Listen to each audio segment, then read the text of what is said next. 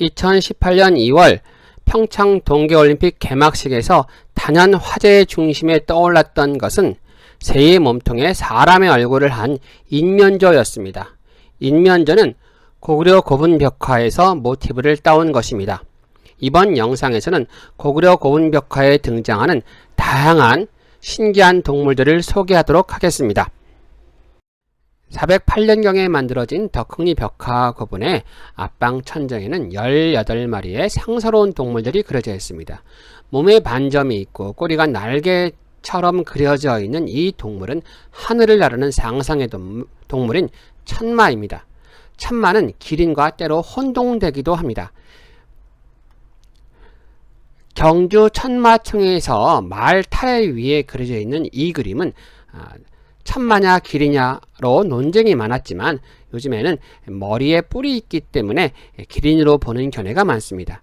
기린은 지금의 목이 긴 동물이 아니라 동양에서 상서로움을 나타내는 상상의 동물입니다.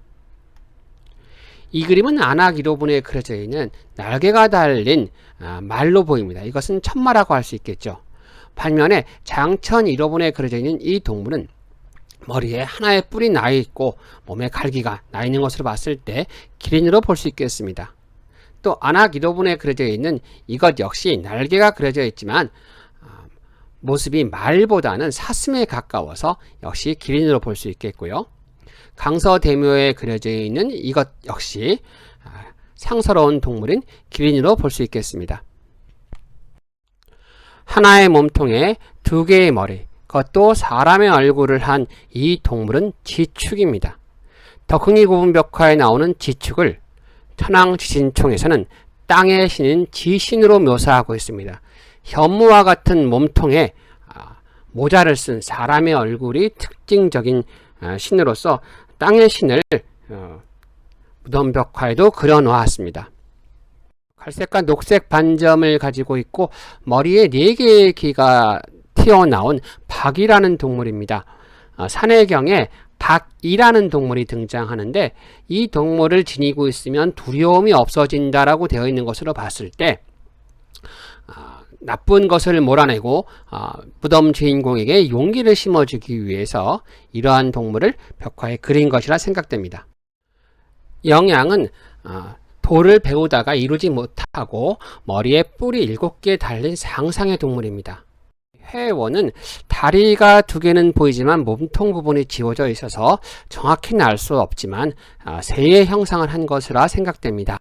몸통 부분이 지워져 있는 이 새는 천작이라고 부릅니다.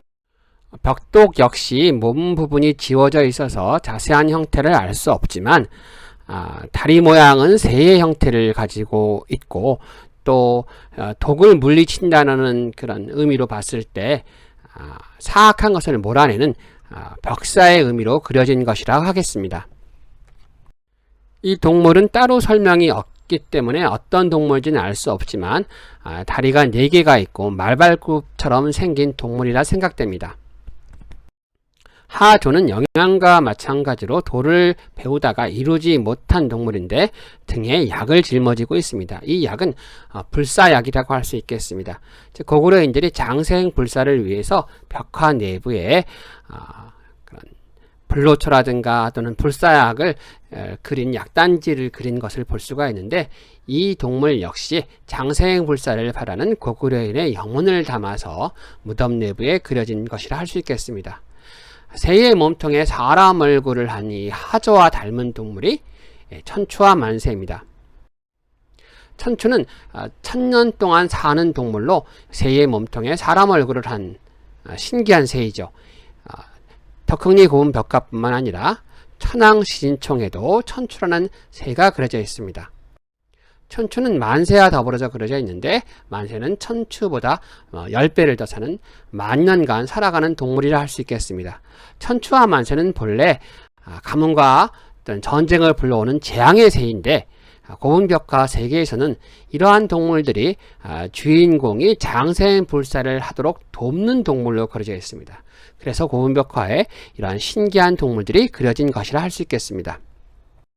덕흥리 벽화 고분 앞방 남벽에는 길리, 부기, 성성이라는 동물이 그려져 있습니다. 길리와 부기는 문헌 기록에 없는 상상의 동물인데요. 길리는 머리에 뿔이 있고 몸통과 다리 부분은 짐승인데 날개가 달려있는 것이 특징입니다. 길리와 부기는 주인공에게 복을 가져다주는 길상의 의미로 그려진 것이라 하겠습니다. 부기는 길리와 달리 다리 부분이 새의 발로 되어 있는 것이 다르고 날개 부분이 되게 화려하다는 것이 특징이라고 할 수 있겠습니다. 성성은 동물의 몸에 사람의 얼굴을 한 형태입니다. 산해경이라는 책에는 성성을 먹으면 뜀박질을 잘한다 라고 되어 있는데 성성의 기능은 길리 부기와 마찬가지로 주인공에게 어떤 복을 가져다주는 동물이라고 생각이 됩니다.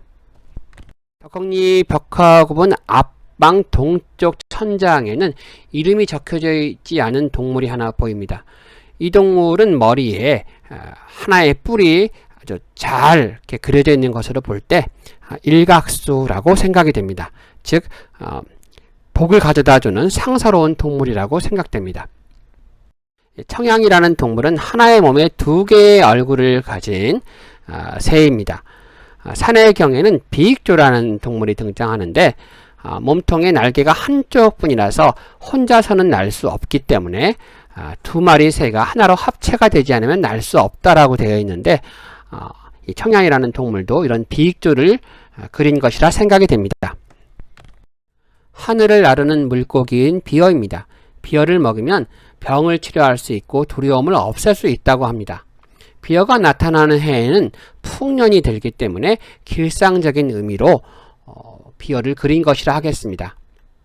아나기도분에 그려져 있는 비어는 다리가 달린 것이 특징이라고 할 수 있겠고요. 강서대미의 비어는 날개 부분을 강조해서 이 하늘의 동물이라는 것을 좀 더 강조한 것을 볼 수 있습니다. 백제금동대학로에도 비어가 새겨져 있는 것을 볼 수가 있습니다. 양광이라는 새는 불을 밟고서 걸어다닐 수 있는 태양새를 의미합니다.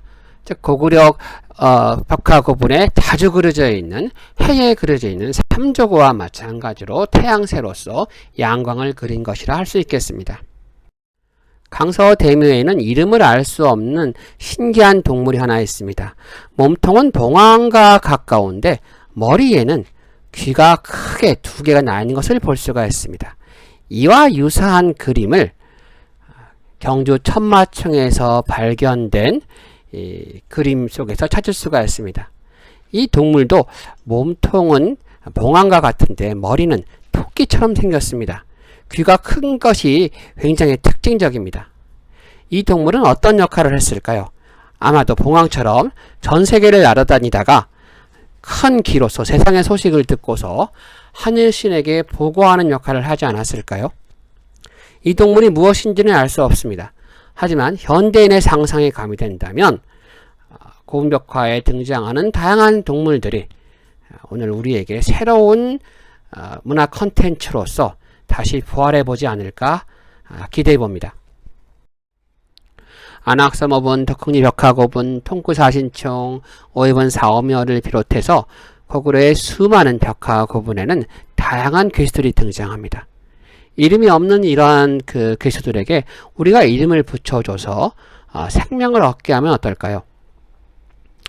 외국의 판타지만이 아니라 벽화고분에 그려져 있는 다양한 괴수들에게 생명력을 불어넣어줬으면 합니다. 오해분 사오묘에 보이는 해신 달신을 보면 하반신은 동물이고 상반신은 사람의 모습을 하고 있습니다. 고구려 사람들은 왜 이렇게 동물과 사람이 결합된 형태를 가진 존재를 신으로 섬겼을까요? 오해분 사오묘와 삼실총에는 사람 몸에 소의 머리를 한 신들이 등장합니다. 이들을 고구려에서는 농사의 신으로 섬겼습니다. 반면에 소의 몸통에 사람의 얼굴을 한 존재도 등장합니다. 동물과 사람이 분리되지 않고 서로를 넘나드는 것을 볼 수가 있습니다. 독일에서 발견된 35,000년 전 구석기인들이 만들어낸 최초의 예술품인 사자인간의 조각상입니다. 고구려 고분벽화와 마찬가지로 동물과 인간이 서로 결합된 모습을 하고 있습니다. 고유선 건국 신화에는 곰이 사람으로 변신하여 단군을 낳았다라고 되어 있습니다. 동북아시아의 고대 민족들은 사람과 곰이 서로 다르지 않고 곰과 사람이 서로를 넘나드는 이야기를 가지고 있습니다. 현대인들은 동물과 인간을 철저히 분리하지만 고대인들은 그렇지 않았습니다. 현대인들과 달리 고구려인들은 훼손이 덜 된 자연 속에서 수많은 동물들과 함께 살아갔습니다. 그들이 만들어낸 고구려 고분 벽화는 우리 문화의 지평을 넓혀줄 수 있는 소중한 문화 자산이라고 할 수 있습니다. 영화, 드라마, 게임 소재로 고분 벽화가 널리 활용되기를 기대해 보면서 이번 영상을 마치도록 하겠습니다.